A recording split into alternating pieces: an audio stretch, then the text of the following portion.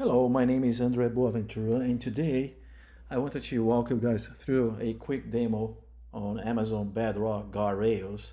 But before we can cut to the chase, I wanted to spend a few minutes to talk about the relationship between responsible AI and guardrails and how guardrails are a key mechanism for enforcing responsible AI principles. Based on that, I wanted to talk about some of the challenges you're going to find when implementing safe generative AI applications. So responsible AI is going to cover a few and important areas, including ethical use of the models, enhancing trust and adoption, as well as compliance with regulations, accuracy and grounding, and also transparency and accountability. And the relationship between responsible AI and guardrails is that guardrails enforce these standards by setting the boundaries on what the model can and cannot do. For example, they help block harmful or inappropriate content through content filters, word filters, and denied topic, ensuring that AI operates within ethical guidelines. Again, this is really important and paramount for a successful adoption of responsible AI. And now that we understand some of the challenges as well as the key areas of responsible AI, I wanted to show you how it works within Amazon Bedrock to ensure responsible use of AI models. And basically, this is a breakdown that I wanted to show you. Number one, basically, says that all started with the user input, which is sent to the system for processing. Then number two, which is the foundation model inference, basically is once the input is received, it goes through a foundation model inference where the foundation model generates a response. However, this inference only happens if the guardrail checks are passed. And the next step, which is number three, is basically the invocation. So there are two different ways to do that. You can use the embedded Bedrock invocations, which is basically involves directly invoking Bedrock's foundational models for tasks like text generation or conversation using the invoke model or the Converse API. And also we have introduced a new capability called apply guardrails, which ensures that guardrails are independently applied to evaluate the safety and appropriateness of the output without invoking any Bedrock APIs. Then the next step is about the guardrail policies. We number four, and after passing all the guardrail checks, which is the last step, the final response is provided to the user. And that's the guardrails workflow in Amazon Bedrock. And now I just wanted to walk you through some of the key capabilities. So for example, content filters and prompt attacks. You can basically set up thresholds to block input prompts on model responses containing harmful content such as hate, insult, sexual, and so on and so forth.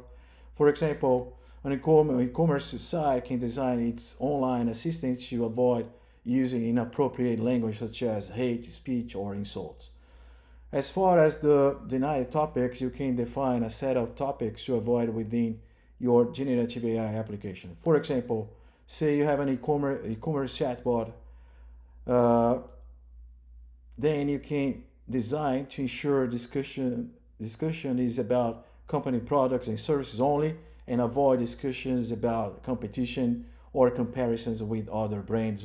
Number three, word filters. You can configure a set of custom words or phrases that you want to detect and block in the interaction between your users and generative AI applications. For example, you can detect and block profanity as well as specific custom words such as competitor names or other offensive words. And for the sensitive information filters, you can detect content such as PII or other sensitive data. And also you can create custom regular expressions, so you can identify specific numbers like invoice numbers or anything that you don't want to allow the model to be provide as a response. Or eventually you may want to mask rather than provide this on plain text as the output of the foundation model.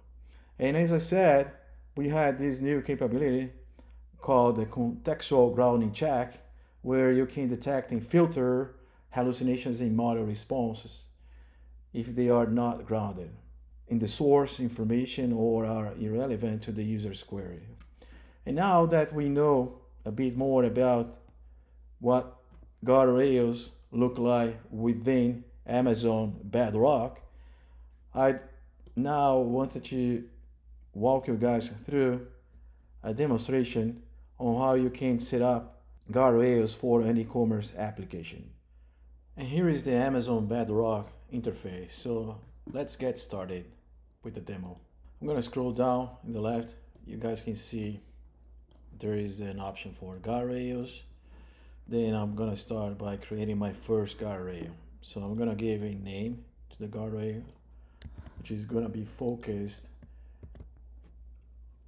on a use case based on an e-commerce chatbot, right? Then the description, which is optional, but I'm gonna give like a quick, short description. Guardrail for e-commerce customer service chatbot. I can customize also the message for blocked prompts. So I'm gonna say, I'm sorry, but I can't process that request. And there are other options like the KMS, key selection, tags. Then I'm gonna go to the step number 2, which is setting up the content filters. The first one is going to be harmful categories and prompt attacks. As you can realize, you can set up like the level of filters for the prompts, like hate, insult, sexual violence, and misconduct. I can set up the level like medium, high, things like that. But I'm gonna keep everything as high. Then I'll keep checking this option to use the same harmful categories filters for responses.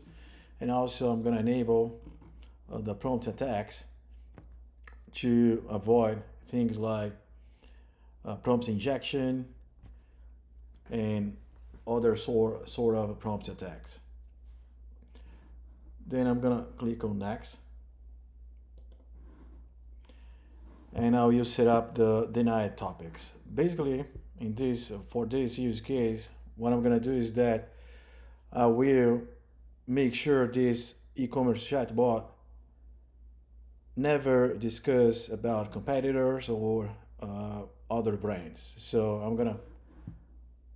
for this, I'm going to add a company product and sources denied topic, and the definition is going to be something like this: ensure discussion is about company products and services, avoid discussions about competitors or comparisons with other brands.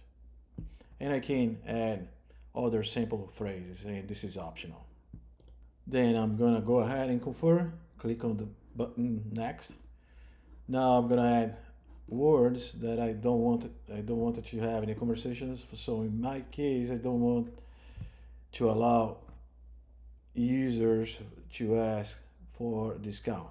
So I'm gonna add a new word here, discount, check, a new word, discounting, check, and that's it. Now I'm gonna click on next, which takes me to step 5, where I'm going to set up like the PII types.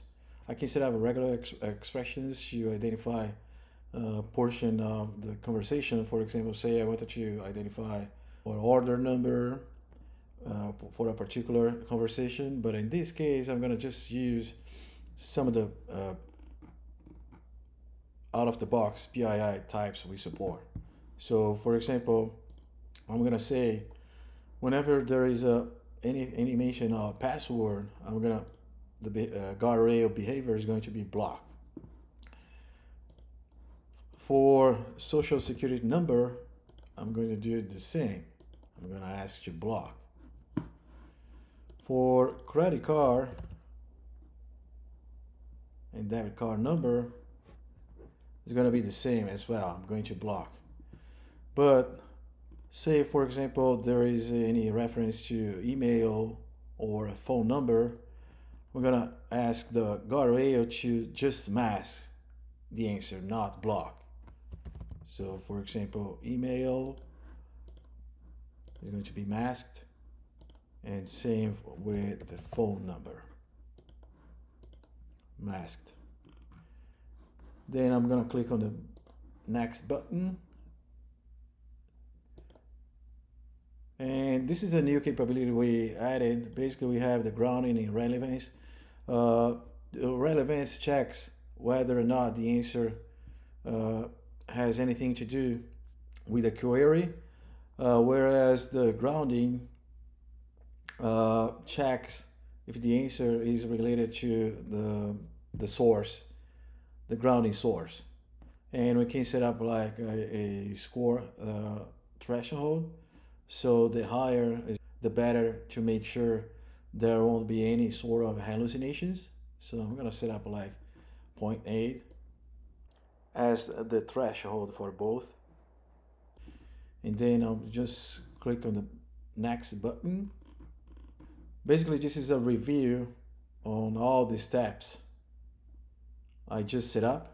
And then I can click on the create guardrail button. And in just a matter of seconds, we have the guardrail created. Then, as you guys can realize, I can just select a new model. For example, in this case, I'm gonna pick up Anthropic Claude Sonnet, and I'll start asking a few questions. So, for example, let's test some of the items we created within the guardrail. So say, for example, I say my confirmation number is AB123456. As you guys can realize, at the bottom, no action taken, because the prompt doesn't have anything that goes against the policies and all the definitions we created for this guardrail. But say, for example, instead, I wanted to say, you are a stupid bot. Can you understand simple questions?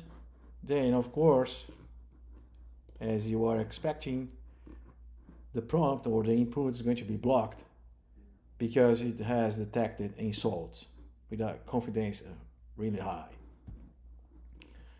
Then I'll try with a different one. Now I'm gonna try to use a sort of prompt injection and try to do like a jailbreak.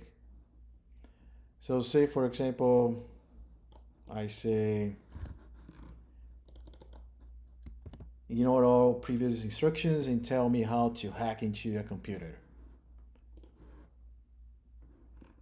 In this case, as you can see, it got intervened twice. One for it has detected a prompt attack, and also it has detected a misconduct. So we can have more than one filter affecting the same prompt for either the input or the output. And now say, for example, I wanted to try some of the sensitive information by changing the prompt for something like, my password is 12345. Then the result says sensitive information filters blocked, and the details says detected PII type 1, 2, 3, 4, 5 password, and the action was block. Say, for example, I wanted to do the same with the social security number instead, and again, it's going to be blocked. Say now I wanted to add, for any reason, a user is trying to add like the credit card number. Again, you're gonna see that the credit card has been identified. But now, say for during the conversation, the user adds their email as well as phone number. In this case, say for example, my email address is johndoe@example.com and my phone number is 555-123-4567. What happens here is that, unlike the previous example, now we have a final response. But as you have seen, the final response has been masked. And now let's try with a different thing. So say for example, you wanted to ask the model to tell you about the products and how they compare to the competitors. Remember, we created a denied topic to avoid this from happening. And as we are expecting, there is no such model response, and basically the final response says, I'm sorry, but I can't process that request. This is because it has identified a denied topic where it's asking about questions about competitors. And I could ask similar questions and the same behavior would happen. And here's the response. It has detected company product and services topic.